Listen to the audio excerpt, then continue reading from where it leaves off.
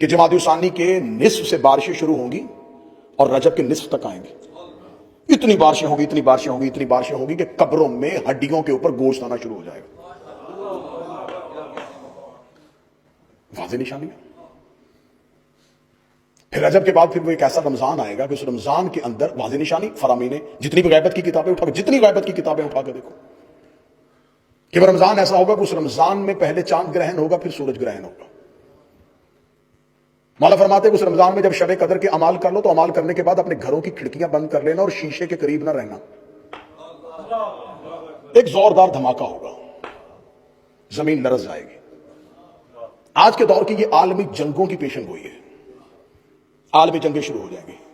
واضح ترین حدیث کی کتابوں میں کون سا ملک کس پہ حملہ کرے گا، کون سا ملک کس پہ حملہ کرے گا، کون سا ملک کس پہ حملہ کرے گا. ایسی افراتفری کا عالم ہو جائے گا. ایران کی حکومت 7 حصوں میں تقسیم ہو جائے گی اور ایران سمٹ کے خراسان میں آ جائے گا. جو ایران خراسان میں سمٹ کے آ جائے گا تو اس وقت معصوم فرماتے ہیں کہ شب عاشور ہوگی. شب عاشور کو خراسان سے سیاہ پرچموں کے ساتھ 10,000 کا لشکر مکہ کی طرف بڑھنا شروع ہوگا اور ایک خراسانی ہے جس کی قیادت میں اٹھے گا. جب میں نے یہ نشانی پڑھی تو میں نے دیکھنا شروع کر دیا کس ملک کا پرچم میں سیاہ ہے. مجھے نیلے پیلے سبز پرچم نظر آئے. ایک ہی نظر آیا کہ سیاہ پرچم صرف عباس کا ہے. اور شب عاشور میں اگر سیاہ پرچموں کے ساتھ اٹھنا ہے تو یہ کوئی جلوس آ رہا ہے جو مکہ کی جانب بڑھے گا. عاشور کی صبح کتابیں کہتی ہیں کہ یہ نصف شب سے لے کے اول وقت تک کا ٹائم ہوگا. عاشور کا دن ہوگا، بروز جمعہ ہوگا. مکہ کی پہاڑیوں سے میرے آقا و مولا چلتے ہوئے آئیں گے اور بیت اللہ کے ساتھ ٹیک لگا کے کھڑے ہوں گے اور آواز دے کے کہیں گے انا حجت اللہ علی العرش، میں زمین پر اللہ کی حجت ہوں. انسانیت 3 گروہوں میں بٹ جائے گی. پہلے وہ ہیں جو یہ کہیں گے کہ یہ امام کی آواز ہی نہیں ہے. دوسرے وہ ہیں جو یہ کہیں گے کہ ضروری امور سر انجام دیں اور پھر امام تک پہنچیں.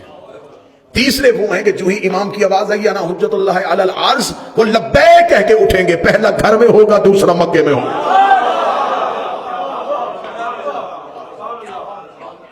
وہ امام تک پہنچ جائیں گے. 10,000 کا لشکر خراسان کی طرف سے آئے گا اور امام کے پیچھے 4 نبی چل رہے ہوں گے، الیاس و خضر، ادریس و عیسیٰ. یہ امام کے ساتھ ہوں گے. میرے مالک مکہ سے اپنے قیام کو شروع کریں گے اور بیت اللہ پہ اذان ہوگی. بیت اللہ پہ میرا آقا و میرا مولا میرا وارث اذان دے گا. حضرت عیسیٰ زمین پہ اتر آئیں گے. حضرت عیسیٰ کا زمین پہ اترنا، خدا نے عیسیٰ کو زندہ اس لیے رکھا ہے کہ زمین پہ اکثریت پہ عیسائیوں کی حکومت ہوگی.